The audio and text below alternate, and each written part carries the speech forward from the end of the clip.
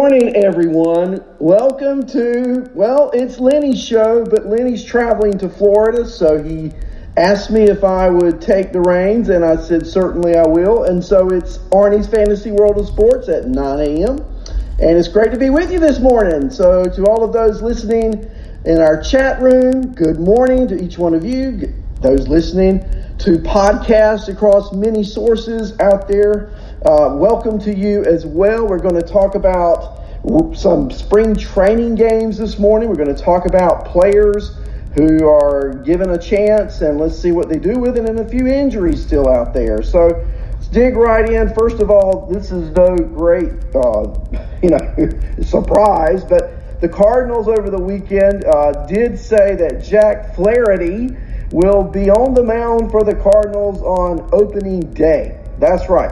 And he'll take the ball he took the ball for the team's first spring training game. And it was kind of interesting because when the Cardinals started their spring training, all of the players just lined up on the field watching Flaherty warm up. I thought it was really, really cool. Now, we know Flaherty, what an ending to the season last year. I mean, when we talk about draft boards and we talk about starting pitchers, and remember, if you recall, I have Flaherty in my second tier of starting pitchers, nudging near the top of that tier, if you will.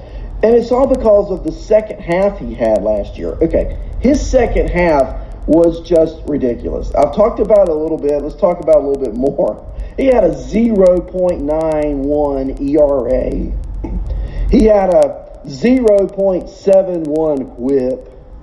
And, of course, there's always risk involved drafting pitchers, but it looks like he's going to start March 26th. That isn't that far away. Look, it's February 24th against the Reds on opening day. So looking forward to seeing what Flaherty and the Cardinals can do. And he's their number one. And the problem is, after Flaherty, there's just a lot of uncertainty in that St. Louis rotation. We'll keep our eye on it. Staying on the pitcher information bandwagon, Atlanta Braves free agent starter Cole Hamels, and Hamels has had some shoulder problems already this spring. He did show up Saturday to spring training, but reports out of Atlanta are that he is a few weeks away from being cleared to throw. Now, he irritated his shoulder during off-season workouts. He's 36 years old and will not be ready for opening day.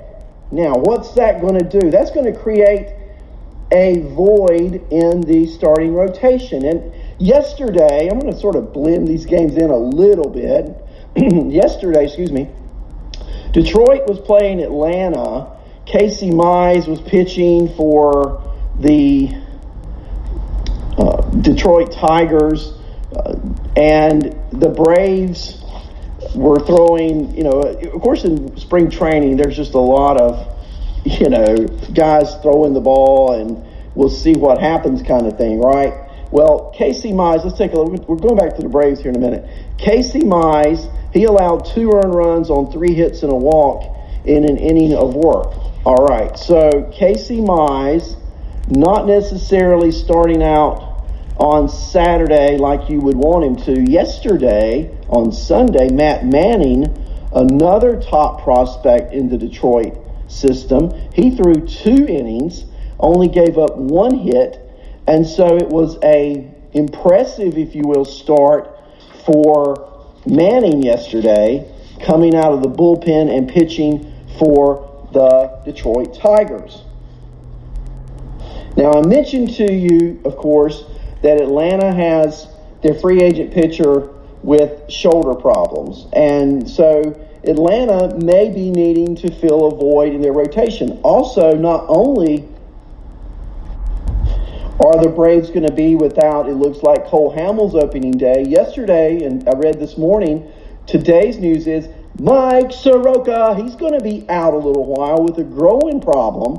And so you can never have too much pitching. And as we draft pitchers in fantasy drafts, always, there's the possibility and potential of the injury bug.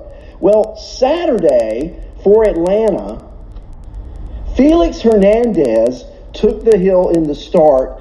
First start for Atlanta spring training. And King Felix, well, I know it's spring training. I got that. I know he's not the pitcher he used to be. I got that. But he threw 2 shutout innings, no hits, struck out 2. He looked pretty good. I watched the game. He looked pretty good. Now, I know, again, it's February. It's not May or June. And this is just, a taste. But I'll say this. Spring training, good stats may not make you a great player, but bad stats will make sure you don't get the opportunity to find out. So by Felix pitching very effectively Saturday, that's got to be, number one, interesting, at least, to the Braves. And it may turn out to be important to the Braves. Not sure how long we're going to see Soroka on the shelf.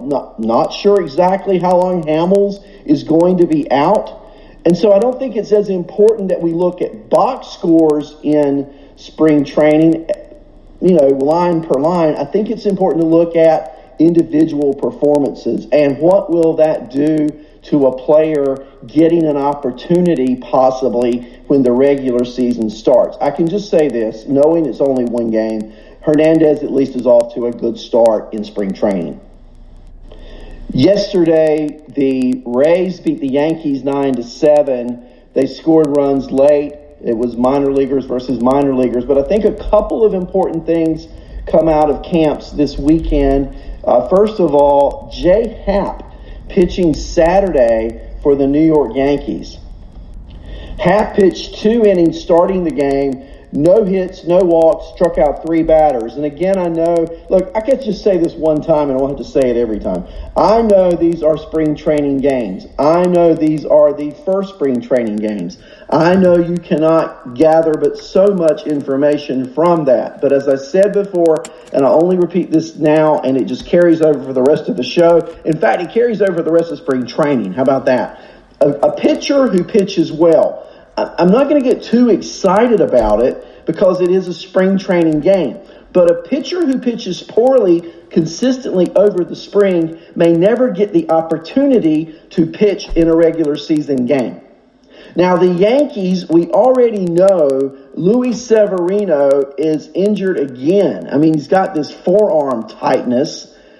What's going to happen there? Who knows, right? We just don't know. And so last spring training, the Yankees were without Severino. And now this spring training, they're without Severino. But they're also without the free agent pitcher they picked up from last year, Big Maple John Paxton. So without Paxton and without Severino, the Yankees now, little chink in the armor maybe. And so they're going to need reserves. Okay, so Jay Happ, big question, should they re-sign him? Why would they re-sign him? They had their rotation set, but oh no, not so fast. Because the Yankees' rotation is already in shambles, and they haven't even played 5 spring training games. So, Jay Happ looking really good, pitching on Saturday against Toronto. Yesterday, looking at pitchers that the Yankees may need to employ, Loaizaga pitched the first inning, and he looked really good. Now, I know he's had his ups and downs, but Loaizaga struck out a batter in his only inning pitched. It took him out after 1 inning, but he's a possibility to fill in that hole. Now, Clark Schmidt also pitched yesterday for the Yankees. The thing with Schmidt, a lot of talent, first-round draft pick, but he's only pitched as high as single A, and I just don't see the Yankees promoting a pitcher who's only pitched as high as single A to the starting rotation. I mean, that would be major. I don't see that happening. Schmidt did throw a shutout inning yesterday in his only inning of work, but more impressive, I thought, was Loaizaga. Now, from a hitting perspective, look who hit a home run yesterday for the Yankees. Yes, Miguel Andujar, and he played third base. So, I don't know where you're looking at Andujar in your draft boards.